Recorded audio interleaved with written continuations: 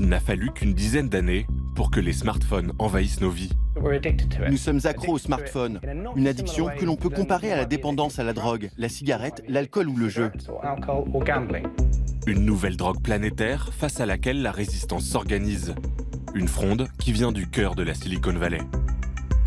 J'étais l'un des premiers employés de l'équipe pub de Facebook. J'ai été designer chez Google. J'ai travaillé pour Apple, Google, Twitter. D'anciens salariés des géants du web, désormais en guerre contre leurs précédents employeurs. L'enjeu, c'est que notre monde ne s'effondre pas. À San Francisco, le tube est parti à la rencontre de ses repentis et vous dévoile les dessous d'une lutte qui ne fait que commencer.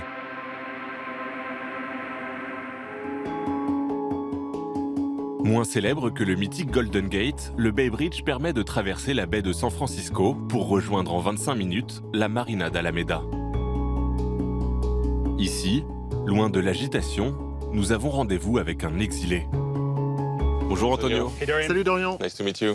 Nice to meet you as well. Donc c'est votre bateau? Oui, c'est mon bateau. Il est un peu en chantier parce que je pars à Hawaï dans 3 ou 4 mois. J'essaye un peu d'échapper à la Silicon Valley. De quelle manière? De toutes les manières. En réalité, je ne peux pas vraiment m'échapper. J'ai le Wi-Fi ici.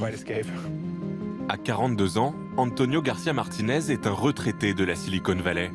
Il y a fait toute sa carrière, dont 2 ans chez Facebook, où il gagnait jusqu'à $1 million par an. J'ai développé pas mal de leurs outils de publicité ciblée. Alors, si vous êtes traqué sur Facebook, c'est en partie de ma faute. Son expérience lui a inspiré ce best-seller dans lequel il raconte les dessous de l'entreprise. C'est un vrai récit sur Facebook, vu de l'intérieur. Aujourd'hui, il tient un discours féroce sur son ex-employeur.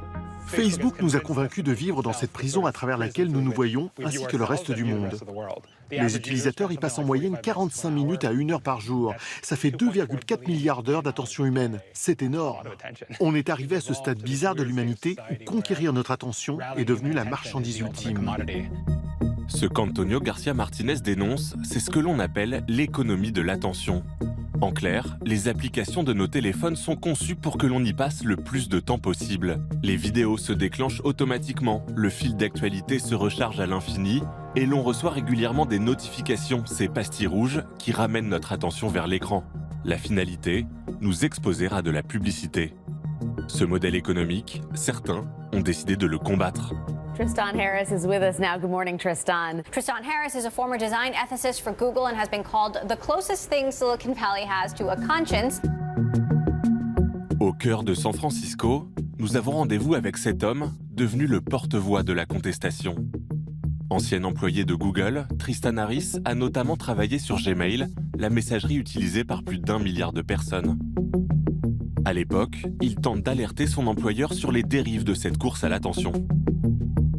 Quand j'étais chez Google, j'ai essayé de changer les choses de l'intérieur, mais je n'ai pas vraiment réussi. Vous vous êtes senti inutile? Je n'étais pas vraiment très efficace pour faire bouger les lignes. C'est pour ça que j'ai commencé à donner des conférences, puis finalement décidé de démissionner. Depuis, Tristan Harris est devenu le chef de file d'une croisade contre la Silicon Valley. Le problème, c'est qu'à partir du moment où elles se réveillent et regardent leur téléphone, 2 milliards de personnes se retrouvent connectées à un environnement contrôlé par 3 entreprises, Apple, Google et Facebook, qui diffusent des idées dans leur esprit. Ces idées ont des conséquences néfastes pour la société. Addiction, solitude, maladie mentale, suicide, dépression chez les adolescents, extrémisme politique, les fake news, l'amplification des théories du complot. Toutes ces choses, toutes proviennent du même dérèglement, le fait que le modèle économique de ces sociétés est de maximiser notre attention. Tristan Harris a fondé un mouvement qui rassemble d'anciens grands noms de la Silicon Valley, bien décidés à alerter l'opinion publique. We have created tools that are ripping apart the social fabric of how society works. Making you angry, making you afraid is really good for Facebook's business. The company just continuously prioritized user growth and making money over protecting users. Parmi ses repentis, Lynn Fox. Elle a travaillé plus de 25 ans pour la communication des géants du numérique. Elle a notamment passé 6 ans chez Apple. Si je travaillais encore aujourd'hui pour la communication d'une entreprise technologique, je serais inquiète. On voit que notre discours fait écho grâce aux messages que l'on reçoit chaque jour d'employés de ces entreprises qui nous disent, sous couvert d'anonymat, « On n'est pas très à l'aise avec le fait de travailler ici. » Vous pensez que de plus en plus d'employés vont se sentir coupables? Ils le sont déjà. Face à cette fronde, les patrons de YouTube, Facebook et Twitter ont tous déclaré vouloir améliorer leur plateforme pour le bien des utilisateurs. Voici les mots de Jack Dorsey, PDG de Twitter. We want to be a lot more open to make sure that we are impacting society in the right way. Faut-il croire à ce mea culpa? Nous avons posé la question à Paul Lewis, correspondant du Guardian à San Francisco. Ces entreprises doivent au minimum reconnaître ce qu'elles ont fait. Elles ne peuvent plus faire l'autruche. La question, c'est est-ce qu'elles vont changer? Pour l'instant, elles n'ont pas changé. Et malgré une avalanche de polémiques, que ce soit pour Facebook, Twitter ou YouTube, l'essence de leur modèle économique, tous les piliers qui les ont rendues mauvaises et malsaines pour les individus et la société, sont toujours les mêmes. La prise de conscience viendra-t-elle du cœur de la Silicon Valley? À quelques minutes des sièges de Google et Apple, nous avons rendez-vous dans une école a priori classique, sauf qu'ici, tout est fait pour limiter l'usage de la technologie. Ça vous dit sans doute quelque chose. En classe, interdiction d'avoir son smartphone ou sa tablette. Ces élèves de terminale reçoivent même des cours pour apprendre à utiliser de façon responsable les nouvelles technologies. Alison Davis est professeure de sciences humaines. Elle est en charge de cet enseignement.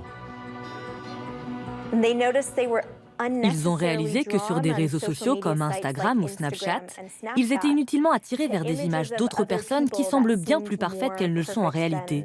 Et ça générait chez eux beaucoup d'anxiété. Grâce à ce cours, je suis beaucoup plus conscient de toutes les fois où j'étais sur mon téléphone sans le vouloir. Cela me semblait complètement normal, mais en fait, c'est un moyen de s'emparer de mon attention. Maintenant, sur Snapchat, je ne regarde que les stories qui m'intéressent plutôt que de cliquer machinalement sur les notifications. Alors que ces élèves apprennent à prendre leur distance avec la technologie, près des 3/4 de leurs parents travaillent pour cette industrie. Bill Gates et Steve Jobs ont déclaré qu'ils limitaient drastiquement l'exposition de leurs enfants à la technologie. Au lancement de l'iPad, quand Steve Jobs a fait son discours pour dire à quel point c'était génial, on l'a interrogé sur sa famille et il a répondu que ses enfants n'en avaient pas. C'est comme si le patron d'une entreprise de soda interdisait à ses enfants d'en boire. Oui. Vous ne trouvez pas ça cynique? Ces gens dont on s'attendrait, vu leur profession, à ce qu'ils soient les plus enthousiastes pour introduire les nouvelles technologies à l'école, sont en fait réservés. Il y a une sorte de prise de conscience, presque un sens des responsabilités de la part de ceux qui créent les nouvelles technologies. Et je pense que ce mouvement va s'amplifier. C'est la tendance actuelle. Les géants de la Silicon Valley sont-ils vraiment prêts à se remettre en question? Facebook, Google et Twitter ont décliné nos demandes d'interview.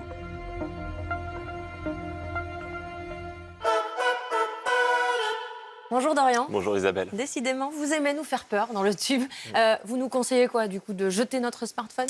Il existe des solutions moins radicales. Même Tristan Harris, qu'on a vu dans le reportage, utilise un smartphone, mais de façon à passer le moins de temps possible dessus. Regardez. J'ai réglé mon écran en noir et blanc. Ça réduit de 15 à 20% le mécanisme d'addiction produit par la couleur rouge des notifications ou le bleu du logo de Facebook ou de Twitter. Par ailleurs, je n'ai installé que des applications utiles, les cartes, le calendrier, des outils qui me permettent de faire quelque chose et pas des applications qui ne veulent que mon attention.